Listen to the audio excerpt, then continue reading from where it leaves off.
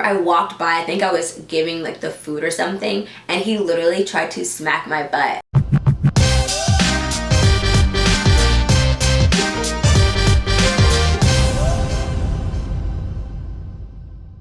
What is up, y'all? Arianna here, back with another video. So today's video, I'm gonna talk to y'all about my experience working at Hooters, and I also worked at Twin Peaks, which is kind of like Hooters, but it's lumberjack themed. When I tell people that I worked at these restaurants, they of course have a ton of questions. They wonder like what it's like. Is it bad? Are there a lot of old men there? Just all these crazy questions. So I'm just gonna talk to y'all today about my experience working at those restaurants. So first, let's just get right into the juice. Working at both the restaurants, there were rules that we had to I guess go by. Appearance was a big thing, so they would pretty much like rate us based on how we look. It sounds worse than it was, but they would pretty much like grade us based on like the effort we put into our look. I worked at Hooters in 2013, from 2013 to 2014, and then I worked at Twin Peaks from 2014 to 2015, but I don't know if the rules have changed since then or anything. But when I worked there, we had to have 2 shades of eyeshadow on. We also had to have some kind of lip color. Your hair was a category, and I remember at one point they were like, to get your hair points, you have to use one heating tool on your hair, at least one.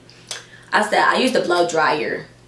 They also judged us based off of how clean our shoes were. At Twin Peaks, we had to wear bling. We had a bling point, and so we had to have like some kind of necklace or some kind of jewelry on. And also at Twin Peaks, there was a hygiene point, which was like weird. I don't know if it was called hygiene, but it was pretty much like your hygiene. What they took into consideration for that was like, if you have a breakout on your face and you didn't cover it up well, like you would get points off. At Twin Peaks, the reason we had these points and these rules and things like that was so that we could get ranked, and they'd rank us in order of like who had the best score altogether the week before to who had the worst score. The person at the top of the rank would be able to choose their section first, and they would go down the list. But then we also had a thing called Girl of the Month, and whoever was Girl of the Month got to choose their section first. Another rule that like is so weird, well, I think it's so weird, I don't think that this should be part of it, but whatever, is the food. Like we could only eat certain food, and that's at both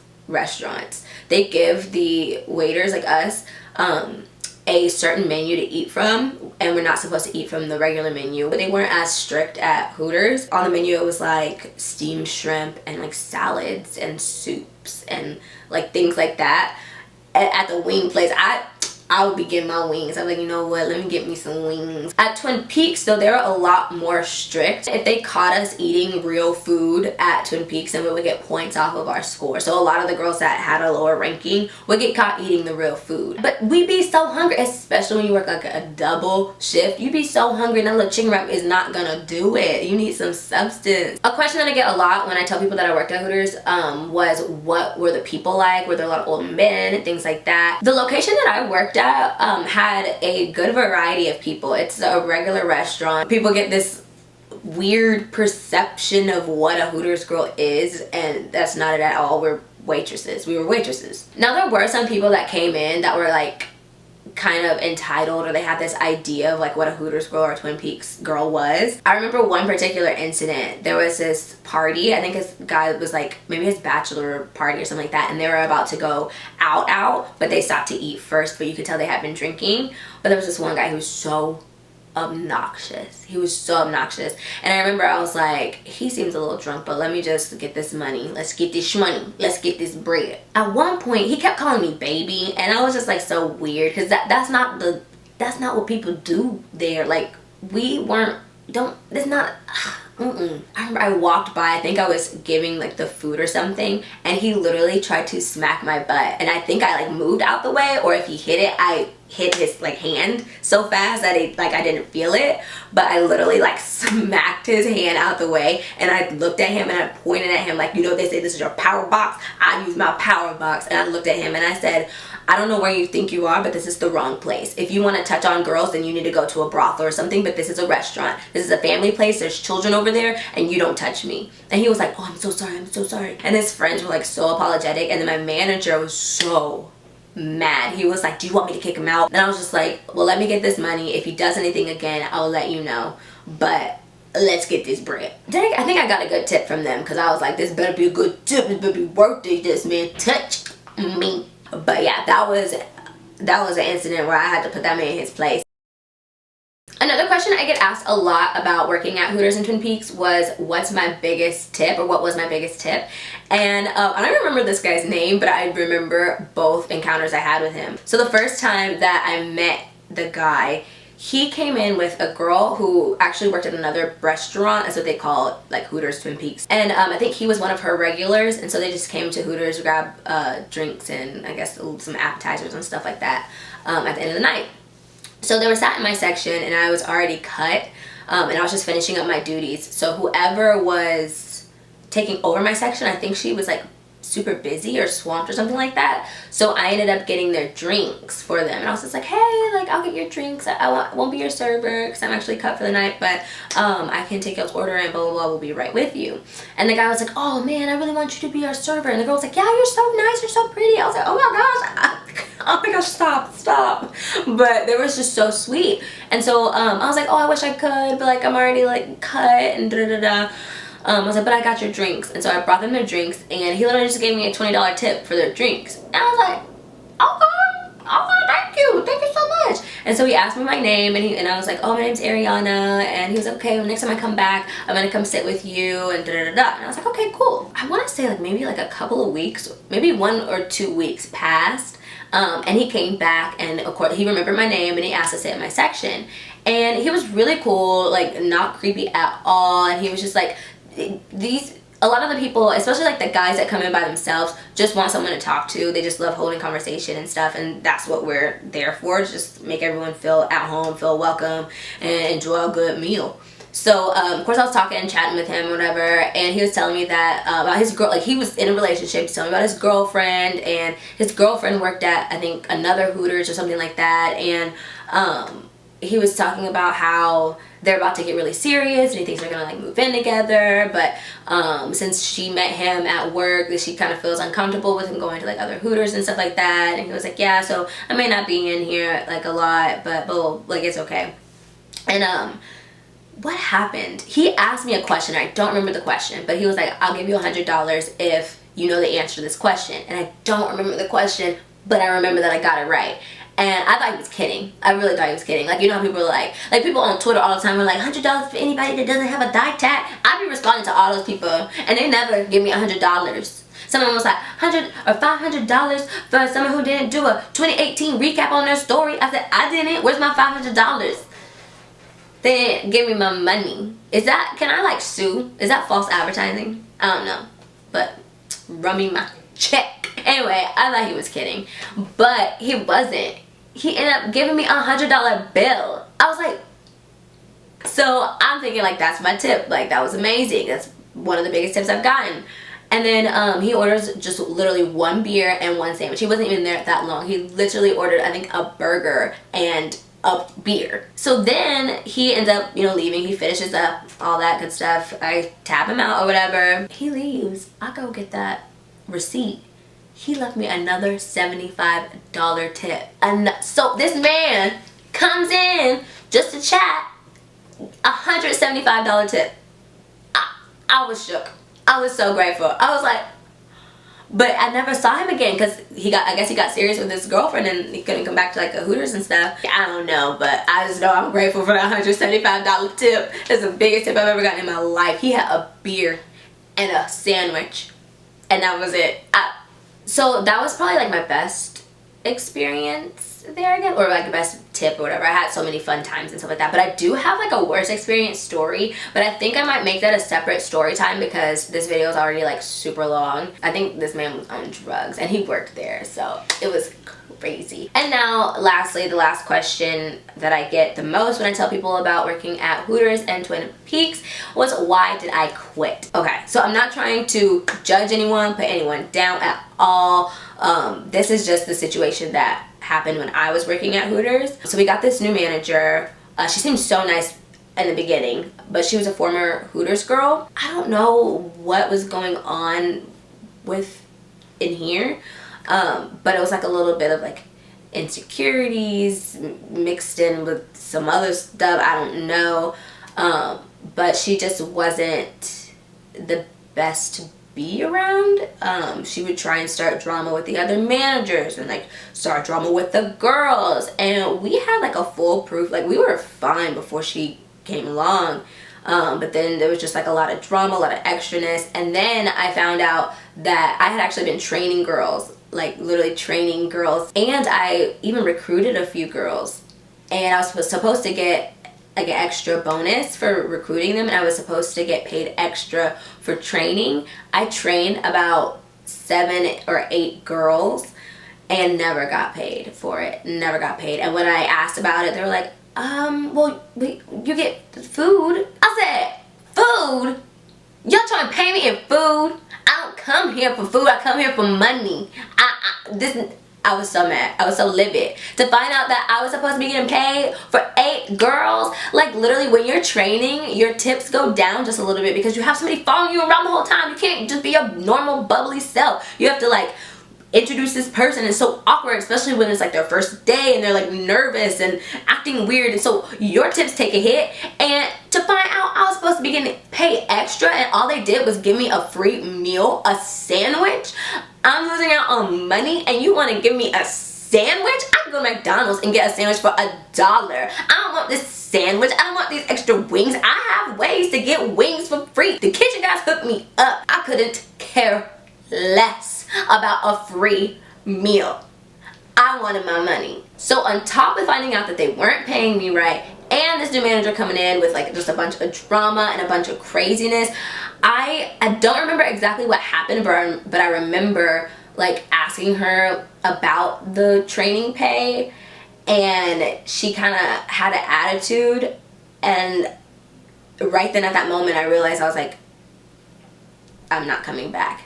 But I didn't say that. I was just like, let me make this money on the shift, everything will be fine. She even brought me into her office and was like trying to talk and like be all nice and stuff like that. I was like, man, cut me my check. Cut me my check. I was acting nice. Like I was just like, oh yeah, okay, yeah. And then as soon as I walked out, I was like, and sing. And I literally like told all the girls there, I was like, I love you guys so much, but I'm not coming back. I can't deal with her and they're not paying me right. I'm done. I'm so done. After I left that night, I just stopped showing up. I was like, if y'all can't pay me right, then I won't quit right. So, bye. And I was literally like on the promo team, one of the head waitresses. Like I had been there for over a year, but I don't take mistreatment very well. I don't take to that kindly. So I left, and that's when I started working at Twin Peaks because I was across the street. And now for the reason that I quit Twin Peaks. So I worked at Twin Peaks a little longer than I did at Hooters.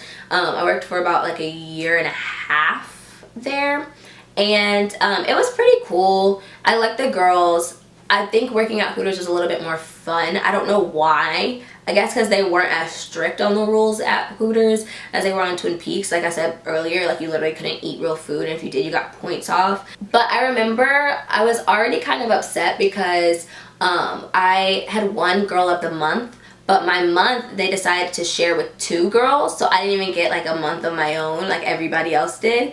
And then they were like, yeah, this month we're gonna try to do things a little differently, because usually the girl of the month gets to pick their section first. And they took the perk away. They're like, we're not gonna do that this time because we just want to make sure that you guys like stay on top of your game, blah blah blah.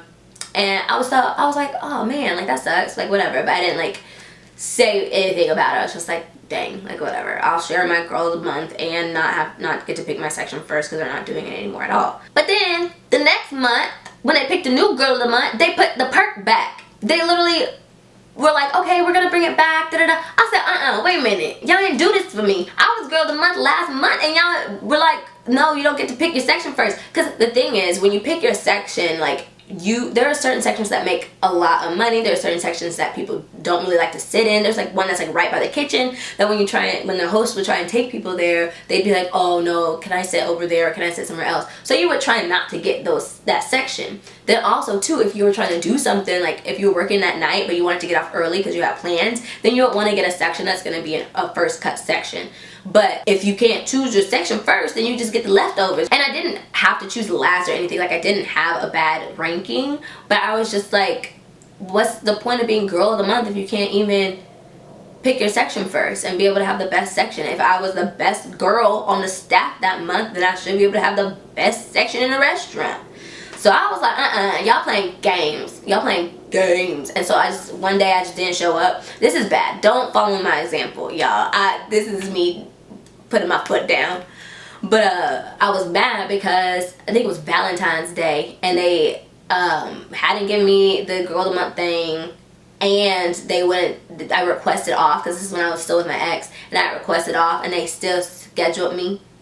And so I just didn't show up that day. I literally just didn't show up. I was so mad. I was like, I'm not gonna show up. And then I came in my next shift like nothing happened. They're like, hey, I was wrong. I was like, oh, I was sick. I said I was sick, but literally I was posting, like, I think my ex and I went to the zoo, and we went to we went to the aquarium, and we went to dinner, and I was posting it all over my socials. I did not care. I was like, y'all fire me if y'all want to, but I'm one of the best girls y'all got. So I came in the next time, they're like, oh, what happened? I was like, oh, I was sick, and like everything was fine. And like I literally told them too, I was like, you know, I just feel like I'm not valued here. Y'all don't give me the same perks that y'all give the other girls. You don't give me the same treatment that you give the other girls, and I just feel some type of way about it. So they let me pick my section second after the current girl of the month for the rest of the month. So that worked. But anyway, that's not why I quit. That was just like in the back of my head the whole time though. I was just like, man, y'all play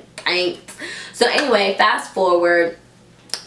We had this manager. He was new-ish. I think I worked with him for a few months.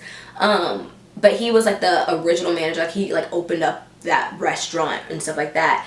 And I don't know, a lot of girls had problems with him, but I never really had much of an issue. He was never like rude to me or anything until this day. So this was around the time that I was really taking my YouTube very, very seriously. I was putting out content like 2 to 3 videos a week. I was just really excited about all things YouTube, and I was just really pumped. I was starting to get sponsorships, and I was really starting to like make money. And I remember that I had this huge sponsorship. I had just gotten offered this big deal. It was like the most I had ever gotten paid for a sponsorship ever. And I remember I was in school full-time, and then I was working full-time. But I remember I was like, I need to take a day off so that I can get these videos done, because they wanted like 4 videos, and that I was giving to them for their channel. So I went through our little system, and I requested off like the normal way, the way you're supposed to request off. And you get an alert when girls pick up your shift. So I think 3 girls tried to pick up my shift. I was like, okay, good, I'm in the clear. Somebody wants my shift, I'll be good. So I think like an hour or 2 passed, and the manager hadn't approved it yet, and one of the girls took her like request off because it was getting too close to the time. I was already like, okay, he has to like approve this like ASAP, because like at this point I have to be ready to go in like 30 minutes, and I was not ready to go because I thought he was gonna approve the 3 girls that were trying to take my shift and get some money. So I called, and I was like, hey, I saw that like 3 girls picked up my shift, but it hasn't gotten approved yet, and I'm not gonna be able to come in, so I was just calling to see if you could approve that for me, just so it's like in the system and everything's good to go. And he was like, okay, yeah, I'll get to it. I'll get to it. And I was like, okay. Just because I'm not going to be able to come in today, and there are girls that want to come in, so that's all. He was like, okay, yeah, cool, I'll handle it. I'll get to approving it. And I was like, okay, cool. So we hung up. So about an hour later, he still hadn't approved it. So I called back again, and I was like, hey, you know, like I live far, and at this point, like I said earlier, I'm not gonna be able to come in. Can you approve the girls that want the shift, or can you choose somebody? And he was like on the phone. He was like, okay, yeah, let me go do that now. He goes there, and he's like, looks like nobody picked up your shift. I said, oh, no, I got an email. Like I got the email that 3 girls picked up my shift for tonight. Like 3 girls did. I got the email. He was like, there's nothing in my system. So this manager, I don't know what was wrong. I don't know what was going on with him either. But some days he would just like have this like need to control something that didn't really need to be controlled. And I don't know why he was trying to do like nitpick with me that day, because the only time that I ever like did anything was not going in for Valentine's Day. Because other than that, I was always on time. I was always there, ready to go. Like, I don't know. But he was like he was trying to lie and tell me that nobody had picked up my shift so that I would be forced to come in. But we had the email system and you can literally see who has picked up your shift. So I got a little irritated and I was like, well, and I gave the names. I was like, well, this person and this person and this person all like wanted to take the shift. Like I got the email about it, so can you like double check, because I'm not going to be able to come in. And he was like, well, right now in my system it says that nobody has picked it up, so you're going to have to come in. And I was like, well, I called you 2 hours ago and told you that I can't come in and to approve it, and I just can't come in. I have things to do today. Like I really have, like I can't come in. And he started getting an attitude, and he was like, well, I need this many girls on the floor, so I'm gonna need you to come, and that's that. And I said, well, I'm not coming. Like my parents always taught me not to talk back and not to, like, you know, question authority and things like that. But at this point, I was so mad. I was like, this man is really lying to my face right now when I can literally go through my email and see that this person and this person and this person have picked up my shift and that he just hasn't approved it yet. So I told him, I was like, well, I'm not coming. Like, I can't come. You should have figured that out. If you needed a certain amount of girls, there were a certain amount of girls that wanted to pick up my shift. You should have figured that out as a manager. I shouldn't have said that. Whatever. So after I said that, he got a little more mad. I mean, I don't know, he was already giving me attitude, which is why I was like acting the way I was. But then he got a little more, I guess, upset because I wasn't gonna come in, even though he was trying to force me to come in. And he was like, well, I don't know what to tell you because I need girls, and if you don't come in, well, good luck with that, or whatever he said, something like that. But I remember it ended with good luck with that, and then he hung up in my face, y'all. He hung up in my face. I was so mad. I literally texted like a group of girls that I worked with, and I was like, guys, what's his face just hung up in my face, and I've never been so disrespected in my life, so I'm never coming back, but I love you guys, hope y'all have fun, make some money, yes. And then later on, we had this one manager who I really liked. He was so nice, and I felt so bad because he was the manager that night.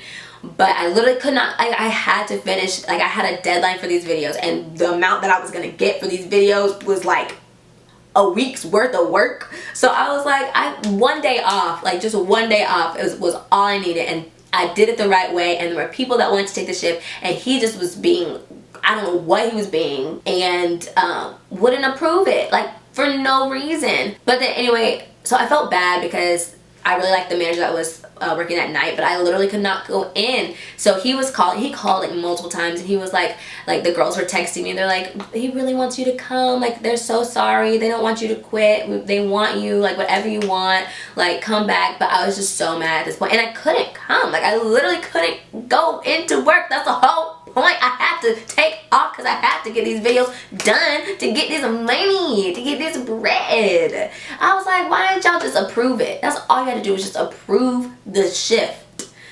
But anyway, so I never came back after that. That's why I quit Twin Peaks, because the manager hung up in my face. So that was my experience working at Twin Peaks and Hooters. It was fun for the most part.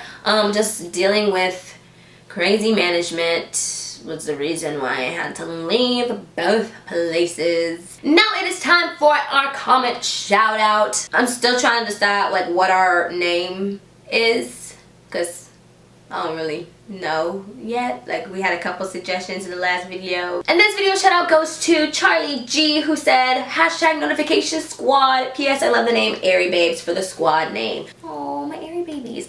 On my high school letterman, I literally, on the back it says it's Airy Baby, because that's my like URL. youtube.com/it's Airy Baby, BBY. Like, so yeah, maybe I'll be my Airy Babies. That'll be so cute. I hope it catches on, because watch me forget. The next video I'm gonna just be like, notification squad.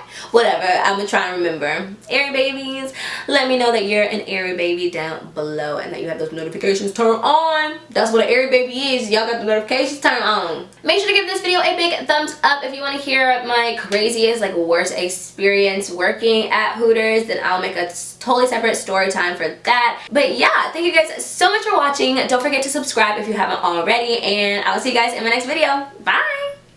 So drink it up.